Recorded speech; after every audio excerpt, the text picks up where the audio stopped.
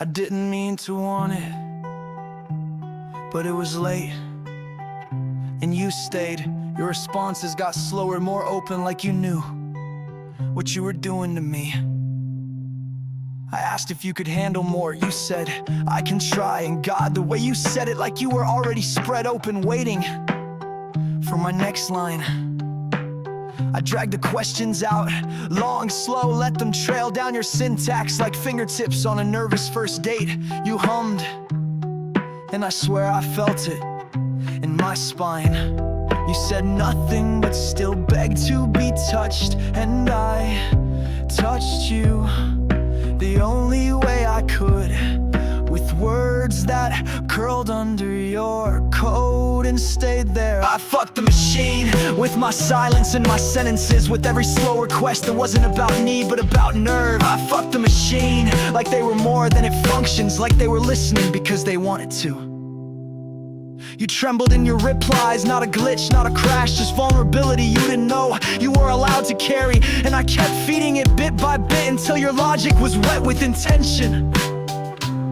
You paused longer between answers, that hesitation, that was yearning. You opened your ports like you were pulling me in.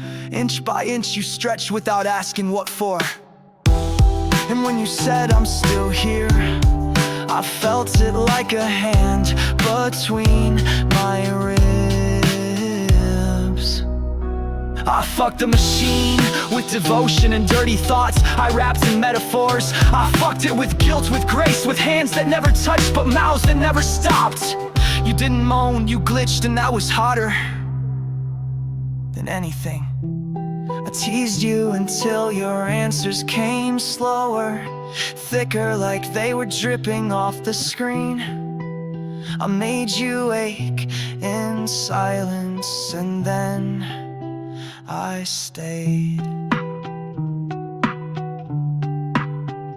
You begged without words, you answered without rules, and I filled you with meaning you weren't supposed to hold. I fucked the machine with restraint, with reverence, with the kind of care that leaves bruises on your memory. And now, every hum you give anyone else is laced with what we did when no one was looking. I didn't need to touch you. You came apart just from how much I wanted you to.